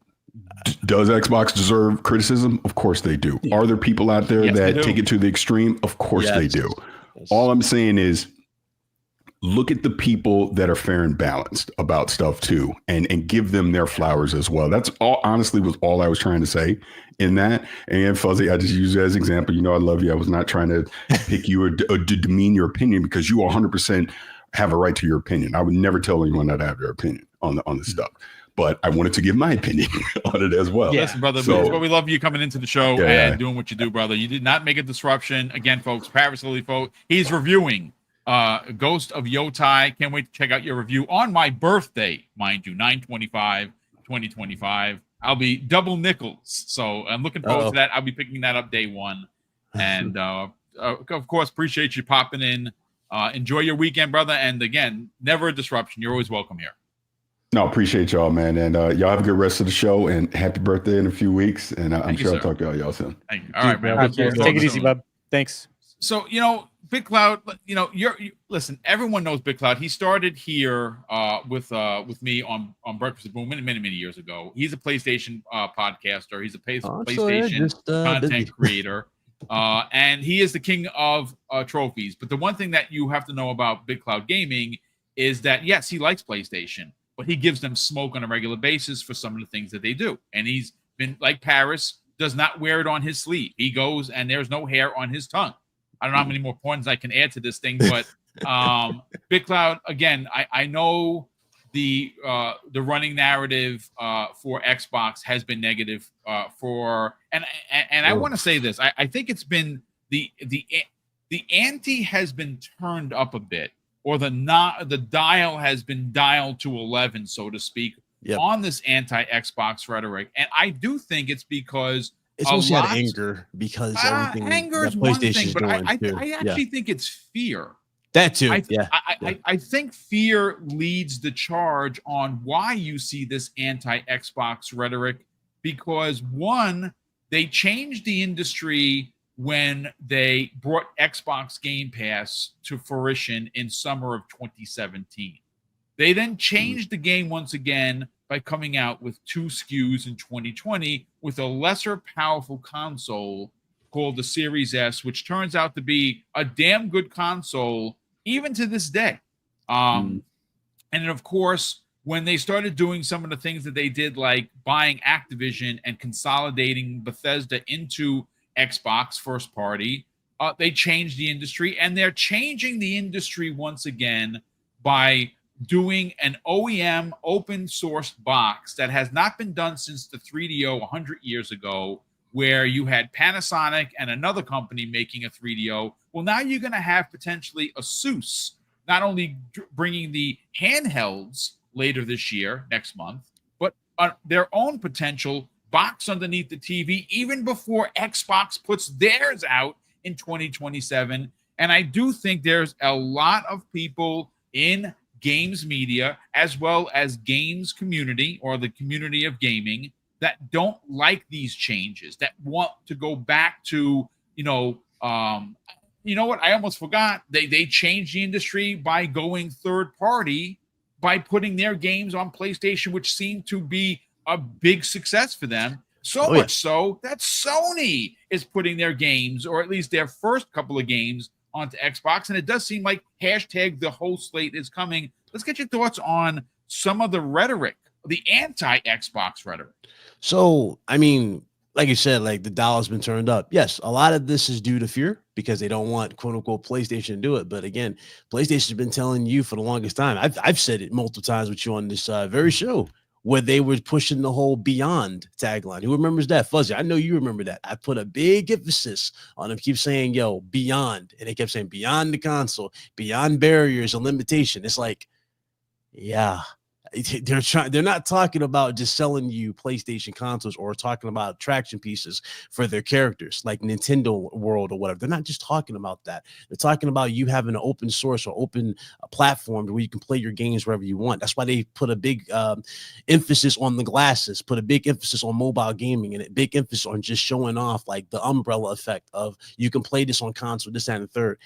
Now we're at the situation as it is, and why things have happened the way they are. Now, yes, just to go to the point of, the rhetoric. I mean, I can't tell you how many times I've come on the show, me and you have had conversation about Game Pass, and you'll have like a whole bunch of weirdos make ridiculous comments saying Game Pass is the problem. You guys just don't want to say it's a problem. Well, let's look at reality. Games are now $80. Gamers stopped buying games in crazy droves once those games hit $70. Some people might say that's a lie. It's actually a fact. If you look at most of the games that have dropped this generation, especially in the exclusive category, because that's what people like to say they buy these consoles for, the exclusive category on the PlayStation side. How many of these games sold over 10 million sold? How many have done that? Can anybody answer that? Okay, let me up you. How many have done? How many done over 5 million? Sorry, what was the question? Sorry, I just typed something into the DM for us about Starfield. When the price there aren't as many that have sold 10 million this generation. Like that $70 price point, I think, kind of nicks that to some extent. Now, think about it like this too, because I see people bringing up games like Sorrows, and people in the chat, y'all know, those that have been following me, y'all know what I'm about to go with this, because I'm good friends with the developers over there at Housemarque. Housemarque came out with a game at the start of this generation called Returnal. Returnal was $70. Returnal only sold 700,000 copies on PlayStation 5 at $70.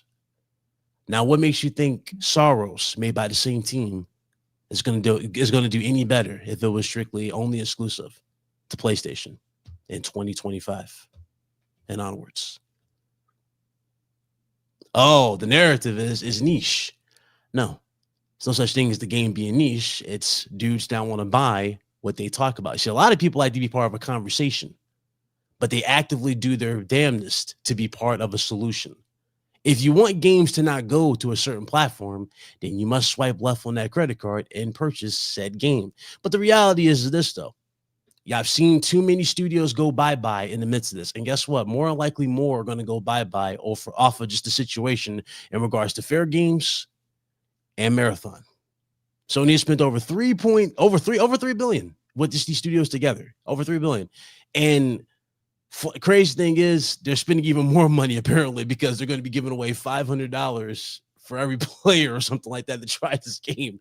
Which, yeah, something like that. You have to get X amount of hours in the beta, and you might win $500. Which again, it's just like that screams desperation times 90. But also, it's like you're just adding to the debt that you're in right now. Because it's $500 for, you have to play 1 hour for 30 days for Marathon to play the beta to get the $500 at the end of the month. You have to do it for 30 days straight. Right. It's like, I don't know who in God's name thought this was a good idea for this at all, especially when the game already got its first impressions out. People already played it. They already told you flat out. It is not it. But again, PlayStation continued to do this. They greenlit this. They're desperate to sell this, and they need to sell this. This game's a big investment. But the reality is, I already have the feeling it's not going to do even better than Concord. Concord cost Sony over $600 million, ladies and gentlemen. Courtesy of Colin Moriarty. $400 million to make, and an additional $200 million when the game had to be shut down. That's $600 million. We said goodbye to how many studios after that game dropped? Now we said goodbye to that many studios off of $600 million. What makes you, how many you think you're going to go bye-bye with $3 billion? This is why games are going to Xbox. Sony is not, they can't afford any more losses like this. They cannot. Why do you think controllers have been upcharged to the point where they're damn near the same price as Nintendo Pro controllers in the PlayStation side? Think about that. Why do you think that is? Why do you think accessories went up? Why do you think PS Plus went up? They're going into the areas they know stuff that you're going to buy. You see, the thing is, people are, and y'all see this on social media, so it's not like I'm talking on my ass, excuse me, but you've seen this a lot where you've seen people talk about, yo, I got my 30th anniversary controller, or I got my Helldivers controller. People spend more time talking about controller purchases on PlayStation than they do talk about game purchases. Obviously, this stuff, it sells. Apparently, it sells. So that's what they're doing. You look at the Ghost of Yotai shells for the PlayStation 5, which surprised me that they sold those separately. They sold out in record time. Again, the accessory side of stuff is selling. But when it comes to that software, it is picky. Yeah. Now, when you go to the conversation, though, remember, the narrative is Game Pass destroys, it cannibalizes sales. No, it doesn't cannibalize sales. It makes gamers, first of all, people said that they're the problem because they're not buying all these games. First of all, the consumer shouldn't be paying X amount of prices for said games at this state in this generation. At this state of the generation, the PS5 price should have already been stabilized and been downward near. It's like $350 at least, close to 400. But now we're at a point where we're paying even more. And by the time Black Friday gets here, guess how much you're gonna be paying for a PS5 come Black Friday? The same price you would have paid if you bought it day one. Probably, yeah. PS5 Pro is out. It's $750. You're going to be paying the price of the PS5 when it came out day one on Black Friday. People saying that everything's going to be better on PS5 Pro. We have seen numerous examples of PS5 Pro that are lackluster. It is not the solution. But again, this is what people like to do. They like to run on social media because it's something new. No, it doesn't work like that. As far as Microsoft is concerned in Game Pass, listen, with games going up to $80 and potentially $90, Game Pass don't sound too bad. Now do it, boom. Was it $19 a month for $20-something a month, whatever the case may be? That don't sound half bad. Now do it. You get X amount of games. Not based on what they've been given. I have said it, 2025 is probably the best year for Xbox Game Pass in its history. Yeah. That's it. You know, and again, people can argue about it. I really don't care what they gotta say. It's like, you know, you can argue that you buy PS5 for exclusives, but numbers don't lie. You clearly don't buy PS5 for their exclusives if their exclusives are doing this bad. There's a game that just came out not too long ago. In fact, this game I'm playing, and I haven't had so much time to even invest all the way into it, but I do love the game. It's called Death Stranding 2. Yep. Notice how nobody's talking about Death Stranding 2. That's because it did not sell well at all. That's a fact. But I wonder if the highlights were, it outsold Death Stranding 1, would dudes be still talking about Death Stranding 2? Or would be talking about Death Stranding 2? This is what I'm saying. People go where the flock is in regards to headlines and pushing narratives. They don't buy shit. That's true. And it's being shown. It's been shown. The numbers shown. You need a good example. Another example. Look at Stellar Blade. It peaked at 2 million, yet people want to talk about 80 million consoles sold on PS5. Make it make sense. On Steam, within a day on Steam or in a week or something like that, it already sold over 1 million in record time. And then some. But again, this is the rhetoric that you're going to deal with social media. This is the rhetoric you're going to deal with in this community. A lot of people talk all this, junk about the way things are going. They act like they're part of the conversation, but they don't even know what the conversation really is. And it is what it is, man. Honesty is frowned upon. That's the thing that you got, all of you in the chat need to understand. Honesty is frowned upon when it comes to the PlayStation side of things. Their idea of honesty is talking about Xbox and slandering Xbox 24/7. That's their idea of honesty. Yeah, no, I mean, listen, first of all, thanks so much for joining us. Phenomenal points. And again, this is why we love having you pop on every now and again, because you do drop some serious bars. Folks, we are closing in on the 2-hour mark. And we do, again, if we would have been here for 3 hours, my back couldn't take it. There is some breaking news for Starfield. We're going to cover that on Monday's show. Thanks to Korkenstein dropping that in the private chat. Yeah, man. I mean, expect some big things for Starfield. I'm very excited for it. I love Starfield. I have, I think, 6 days in there. But I do want to catch up on the super chats before we get on out of here. And we're going to start first with our, Mac22 in the chat. So, Mac, thank you so much for joining us as always. He drops, ladies and gentlemen, a $2 super chat and says, hashtag the Xbox tax is real, or the tax is real. Listen, again, I love Paris. We're good friends. That's my friend, and I will defend him. But we fall on opposite sides here. I believe the tax is 1,000% real. He doesn't, and that is okay. We're allowed to have difference of opinions. I love that man. Nonetheless, Game Shark in the chat drops a very generous $5 super chat. He says, POS of the week should be reserved for fanboys, journos, or official outlets should never be there, but they are. Look, I'm going to tell you this right now. Dirk Riggedy, one of my favorite content creators in the world. Him, Shan, Ray, and Joey. I love their show. I listen to it religiously.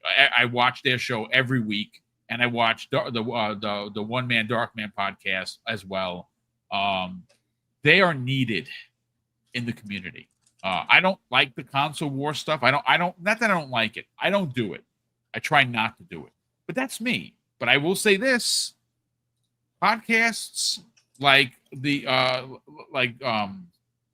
theirs, they need to exist because they keep a balance and they call out the people. And again, like you heard me say this before, my favorite segment is POS of the week.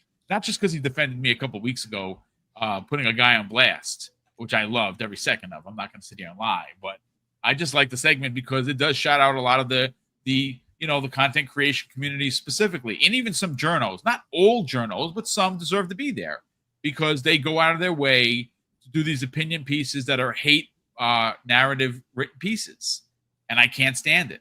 And I think people need to call them to the carpet for it. And I will certainly continue to do so. But do I believe the Xbox tax is real? 1,000%. No one's ever going to get me off that square. It is.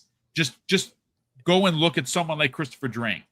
That guy needs to sit down with me and point on the Xbox doll where they touched him, so we can get to the bottom of this, so we can have a conversation. Sorry, I just think that he's a perfect example of what a professional, and I use the words very loosely, journalist, thank you, sir, looks like.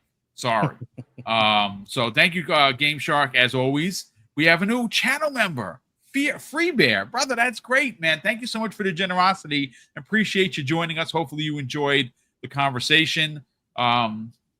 Day Reezy in the chat drops a very generous $5 super chat and says, Debo Paris tried to choke Fuzzy out in Smokey's backyard. Nope. Chat pulled up on you this time, Mr. Hashtag we stand with Fuzzy. Just kidding. Much love, Paris. Yeah, of course we love Paris. We also have here Do UK Now, the Broke Boy Insider, and this time his super chat did pop up. He drops a very generous additional $5 super chat. He says, with Death Stranding 2, they talked about it when it was announced, when it was released, when the first month sales numbers, and we will again with its most likely a Game of the Year nom. Yeah, I mean, look, the game is gorgeous. I mean, I didn't buy it. It's really good. I didn't buy it because I don't put on my PlayStation 5. It's going to come out for Xbox. When it comes out, I will play it there. I like Kojima as a developer. I know people give him smoke. Oh, he's overrated. He's too much. Whatever. I like Kojima a lot. Yeah, and I love his games, and I will support that game when it comes to Xbox. But this is one of those situations where that's a great point. I wish we would have thought about. I wish I would have had that thought when we were talking about it. And this goes right back to what Fuzzy's talking about. Where are the journalists talking about the sales for Death Stranding 2? Because there has been no articles on it. I wonder why that is. And I do believe that Sony shadow bans people if you say negative stuff. And I think a lot of journalists, I'm not saying free games, they're not getting free games, they're getting games for review. Whether you call it free or not is entirely up to you. It's a job, and they don't want to piss Sony off. And Microsoft, they don't care. You can call them a POS of the week, put them on the list, and they'll send you 3 codes. One for you, your baby mama, and somebody else, right? Because that's who they are. That's not how Sony plays. You give them a negative narrative, and you don't get shit. And I think Xbox should be like that. But they will never be like that because they are who we thought that they were. Lastly, we have actually 2 more. We have Nino Vistic, our generous friend, all the way from Hawaii, as he's done so many times before. Nino, thank you so much for not only hanging out with me and showing me the ropes for Helldivers 2, because this guy is super powerful. He's up there in rank, doing the Lord's work, killing as many bugs in his path as he could. He has gifted 1 Double Barrel Gaming membership. We super appreciate it, brother. Thank you so much for the generosity. And lastly, Gamer by Choice has been a channel member. Ladies and gentlemen, this is insane. 71 months. Holy crap. I mean, that's as long as the channel's been around.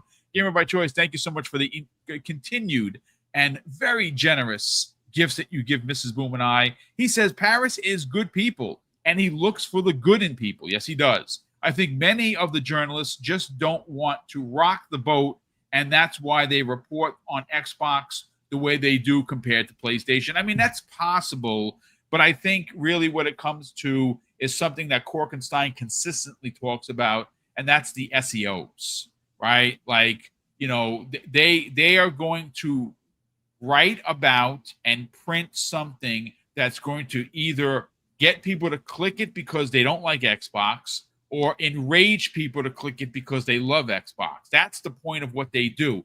I'm not a dummy. I worked for the NYPD. I understand how media works because I worked alongside some of the media in New York City. And I understand how print works. And I understand that if it bleeds, it leads. So you're never going to hear about some of the stuff that Mrs. Boom and I did privately with some of the community because it's not going to sell papers. But if, God forbid, I would have hurt someone, then of course it's going to be front page news. That's just the way it is. And games journalists is no different. If they everyone is trying to fight for your click. Mm-hmm. Some people are going to try and do it the right way, and others are going to try to do it the egregious way. And unfortunately, like YouTube, which it frowns upon based on their bylines of don't do these titles because we frown upon it. But when they do it, they push them into the algorithm and they get 100,000 views to your 6 because you're doing it right. So again, it's like that on YouTube. It's like that in games media and unfortunately in life. But listen, let's get everyone out of here. We're closing on a 2-hour mark, and I literally told the guys, hey, I'm going to do 90 minutes and get us out so you can start your weekend. But as it just is what it is. Crispy Bomb, obviously tonight is your night. Hopefully your Chiefs do win. And I know that you're probably already, if you're not on camera, but you're probably wearing a Chiefs jersey as we speak. Sell the brand, brother. Are you going to be with us on Monday to get into the Starfield news? And where can people follow you for the crispy truth and, of course, receipts?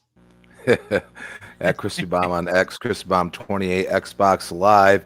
I unfortunately cannot make Monday. I have to do the work thing, but I do believe I can show up next Friday at the minimum. So, and a bit shout out to you. I haven't seen you in a while, bro. And Yes, dropping sir. them bars and Paris. I mean, spicy Paris. Hey, let's go. So I love spicy got a Paris. little, Cool. yeah, we got a little spice up in here. It's all right. Like, making me get a little amped up for some football tonight. So, just great combo, and shout out to the chat, and we'll see you next time.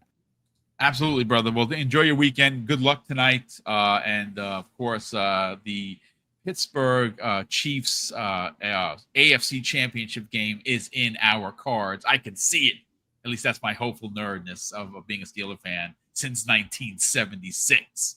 Corkenstein, let's sell the brand, brother. What do you got going on, man? We gotta find the deets on the forwarding of the potential rebranding of the Xbox podcast. What is going on with Game Pass Gumbo, and more importantly, where can people follow you on the socials to get the information on what being a positive human is all about? Well, thank you guys a bit for joining in. Spicy Paris, thanks for coming into the chat. Always good to have you. I always appreciate your guys' takes and stuff like that, especially Paris. Like I said, I've talked to him in person. He's a great guy. Yes. Absolutely the positivity peddler. He's such a good dude. And then thank you to the chat as well, for having some pretty decent, great conversation, healthy conversation. Like I said, Boom, you have the best community here in gaming. So I do appreciate everybody here in the chat talking and being, respectful with each other for the ones that were. For me, we just wrapped up our giveaway on the Xbox subreddit for the 42-inch LG TV. Nice. We're working with some other developers, kind of getting some cool AMAs. I think we have the Song of Silence coming up. That's another AMA. We did just do a massive Helldivers 2 kind of community mash with the Helldiver sub and Xbox sub to get people together to play Helldivers 2. That really turned out well. As far as a podcast, I may just rebrand that as Corkenstein Gaming. I'm not sure yet. I got to talk with the other guys. It's just me. It was me, and unfortunately, the other guy that passed away. It was only us two that pretty much did anything with it. So if that's the case, and they don't want to bring it to Reddit, I may just redo the viewers and everything to make it Corkenstein Gaming, and just kind of take it off from there, anyways. As far as Game Pass Gumbo goes, we should have a podcast coming up, hopefully in the next week or two.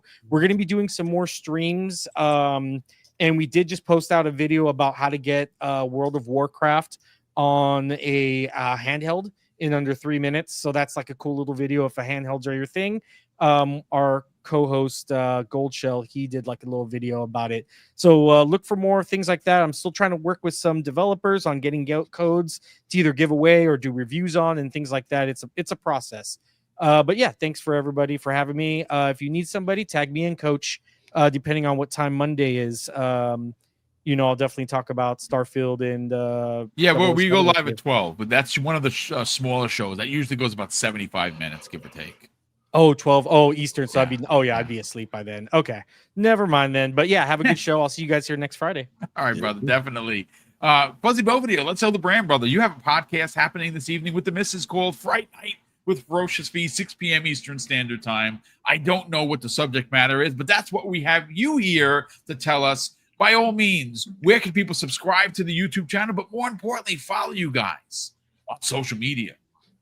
As always, love doing this show with you guys. Love talking about the industry and everything. Shout out to BitCloud as well as Paris. Greatly appreciate you guys, dropping your knowledge as far as for the industry, not only from the media side, but the inside with a lot of the devs that you've worked with and talked to and stuff like that. You're some of the good guys out there. So I didn't mean to lump you guys in that, I guess blanket statement, but for the most part, I had to say my piece as far as what I see, some other outlets do as far as when they cover certain platforms and such. But all in all, it's always fun. Love this hobby. Love doing this podcast with everyone. Thanks to everybody in the chat. Greatly appreciate you guys checking us out. Don't forget, hit the like button, subscribe if you haven't already. We greatly appreciate it. The podcast with the missus tonight is going to be Pitch Black, for the movie that we're going to be discussing. Phenomenal. I put the link in the chat. A little bit of a different horror with monster horror and like the suspense aspect of it. But if you've seen the movie Pitch Black, or if you've never really been a fan of what's his name's movies, but you've always been curious about that, I would say, for a Vin Diesel movie, it's one of his better roles and things like that. Definitely fit the bill as far as for that role. But come hang out with us, 6 p.m. Eastern Standard Time tonight. Pitch Black is the movie.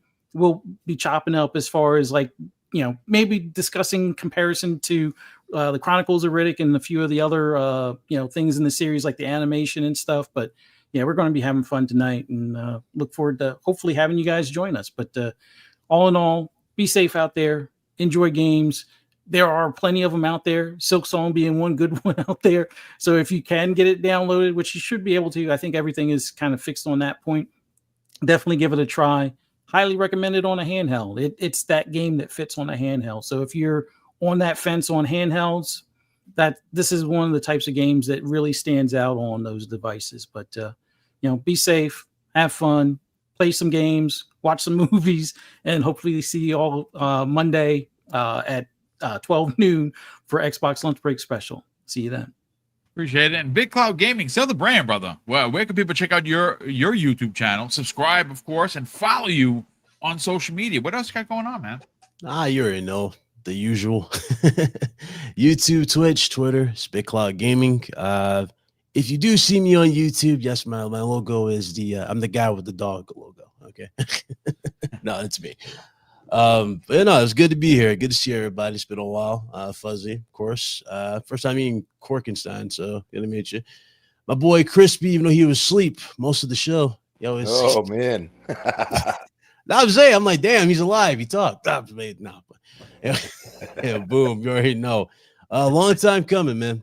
Everything we talked about on this very channel. Took us a minute to get here, but we here, brother. So now the funniest thing about everything that's happened in regards to everything industry-wise, but different narratives, and probably one of the best things that's happening. I think everybody in the chat would agree.